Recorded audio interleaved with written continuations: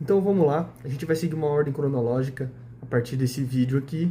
Anterior a gente falou sobre mentalidade e agora a gente vai introduzir a parte do que realmente é o mercado e depois a gente vai abordar também, nos próximos capítulos desse diário, a gente vai abordar sobre técnica e formas que são utilizadas no mercado e você pode utilizar para poder ter um estudo melhor e para poder ter uma noção melhor do que está acontecendo.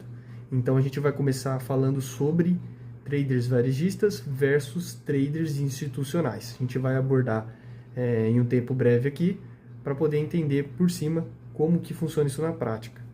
Bom, começando aqui, eu estou com um roteiro e daí eu vou lendo aqui e explicando, beleza? Estima-se que o comércio institucional seja responsável por 70 a 90% do volume total do mercado. Ou seja, o que a gente já tem aqui? A gente já entende que os institucionais eles têm um volume de 70 a 90%, ou seja, como já está autoexplicativo, os institucionais que movimentam o mercado.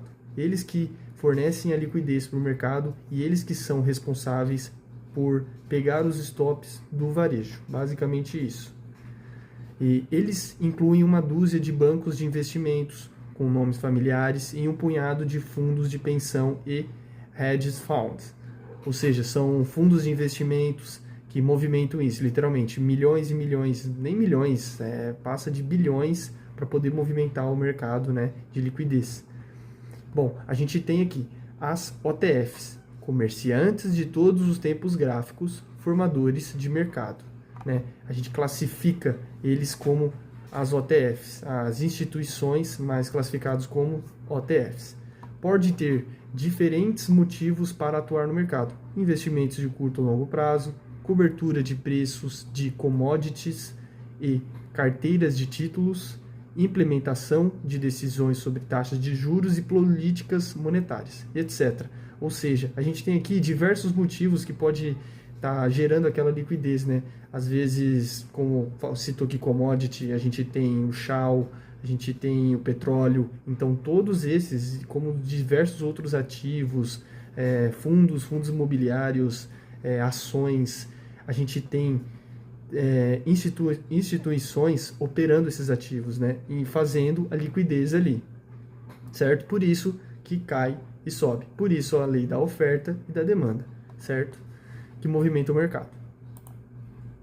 A gente tem aqui agora o comportamento das OTFs raramente corresponde às expectativas dos comerciantes varejistas.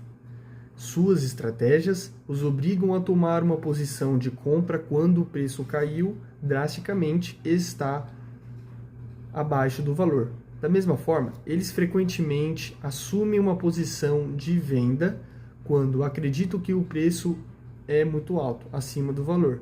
Compram durante o pânico e vendem durante a euforia. Isso lembrando que a gente não aplica isso na prática porque são os institucionais. Então, como são os institucionais, as instituições, digamos, vamos classificar como as instituições que movimentam o mercado, eles têm esse poder, né, aquisitivo para poder movimentar o mercado e fazer essa opção de escolha. Mas o nosso trabalho é identificar, fazer o estudo e configurou e pegou, certo? Não ficar inventando ladainha, tentando seguir isso daqui, porque na prática, tanto você como eu, não funciona, beleza? A gente tem aqui também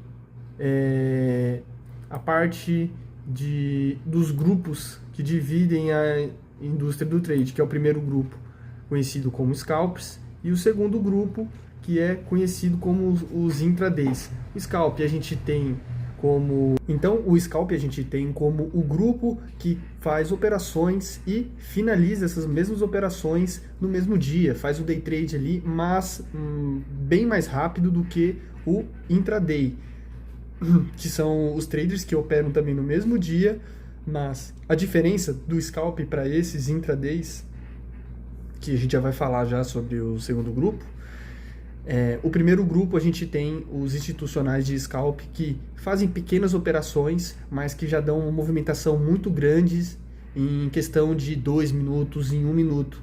Então a gente tem também a gente tem interligado isso ao time frame de 1 minuto, né? Esse institucional ele opera no time de 1 minuto e finaliza rapidamente a operação, né? Que ocorre. A gente tem isso acontecendo bastante nos ativos de Forex.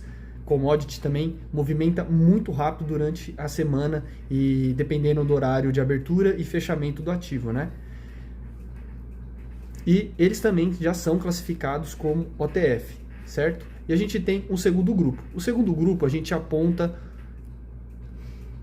a gente tem a busca, que eles se concentram mais nos apontamentos de início de segmentos de preços intraday, claros. E depois a gente tem que eles são muito menos estressantes do que o scalp. Em muitos casos, mais bem sucedido a longo prazo. Ou seja, o que a gente tem aqui? A gente tem no primeiro grupo os scalps, que fazem operações em um minuto. A gente vê operações abrindo rapidamente e fechando logo em seguida, né? Movimentos literalmente muito rápido. E a gente tem o segundo grupo que fazem operações um pouquinho mais longas, que geralmente demoram na abertura, um exemplo, abertura, o mercado abriu às 10 e fecha às 6, por exemplo, então ele vai fazer a operação ali do meio-dia até a 1 hora da tarde, ou seja, uma operação um pouquinho mais longa que o scalp. Então esse é o segundo grupo e o primeiro grupo é o scalp. Então esses são os dois grupos na indústria do trade, beleza? Agora a gente vai vir aqui para outro tema do aprendizado de hoje, que é: toda grande tendência começa com pontos de microinflexão. O papel do trader profissional. Os comerciantes institucionais, sem dúvida, as forças motrizes em qualquer ação significativa de preço. Consequentemente, as mudanças sempre ocorrem quando percebem que o preço atual é muito alto ou muito baixo. Para implementar seus planos, as OTFs, instituições, como a gente já comentou anteriormente, inevitavelmente precisam entrar temporariamente no mercado em uma base intradiária. Isto faz deles day traders, ou seja, a gente tem aqui um comentário dos institucionais, né? Que, como eu disse anteriormente, eles que movimentam o mercado no intraday. Como foi citado por último, os day traders. Então, são esses tipos de day traders que movimentam os mercados, certo? Só para deixar bem claro. E agora a gente tem aqui o papel de um comerciante diurno é um pouco diferente, né? Agora já está se referindo a nós aqui o conteúdo. Enquanto uma OTF segue uma visão e uma direção pré-determinada do mercado, um negociante de um dia deve primeiro tentar interpretá-la em um nível macro, ou seja, aumentar o time frame, ver o que está acontecendo ali, né? Porque os institucionais, como a gente disse anteriormente, de scalp, eles não precisam aumentar o time frame, até porque são eles que fazem, as instituições que fazem o mercado acontecer, né? Ele subir ou descer. Então, eles não têm tanta necessidade, obviamente, que a gente está falando aqui de diversos modos de análise, né? Mas nós, varejo, nós devemos fazer essa análise macro antes para saber para onde o movimento está indo, sempre. Independentemente se você vai pegar no time frame menor ou maior, você sempre tem que ver o macro. E o que o varejo deve se perguntar quando for fazer isso? Para onde vai o mercado? Quem está no controle? Há grandes compradores ou vendedores? Esse quem está no controle, pessoal, é basicamente o que a gente já citou, que é a oferta e a demanda. Quem que está no controle? É a oferta ou a demanda? Entendeu? Então são essas coisas que a gente vai pegando. A tarefa do operador profissional seguinte é determinar exatamente os comerciantes de OTF são acionados em um nível... vamos lá de novo. A tarefa do operador profissional seguinte é determinar quando exatamente os comerciantes de OTF são acionados em um nível micro. É aqui que entra em jogo uma análise mais detalhada, em um nível de tempo menor. Ou seja, o que a gente tem aqui com esse pequeno texto? A gente tem que, com análise em macro que a gente fez, a gente vai entender quais são... na verdade, a gente não vai nunca saber, tá, pessoal? Ninguém tem bola de cristal no mercado e a gente nunca sabe o que vai acontecer. Mas a gente tem um estudo baseado num contexto que a gente viu ali de análise gráfica, qual pode ser o possível movimento do mercado, entendeu? Então, são palpites que você aponta e aguarda acontecer. Se acontecer bem, se não acontecer, você segue o jogo, você segue o seu dia normalmente, certo? Mas é de forma macro que a gente vai procurar acompanhar o movimento dos OTFs. Show? E agora a gente tem toda a grande tendência... Ah, não, a gente já falou isso... Ah, tá. A gente tem aqui, por último, vou citar esse aqui por último, bem interessante, que é instinto de manada. Como seres humanos, somos livres para agir como bem entendermos. Mas quando nos deparamos com perigo ou oportunidade, a maioria das pessoas age com surpreendentemente previsibilidade. É esse conhecimento do comportamento da multidão que ajuda os traders profissionais, os OTFs, a escolher seu momento para obter um grande lucro. Não se engane, todos os traders profissionais são animais predatórios, e os comerciantes desinformados, né, ele está se referindo ao varejo, representam o simbólico cordeiro para o matadouro. Ou seja, o que ele está querendo dizer do instinto da manada, pessoal? É o instinto do suporte e resistência.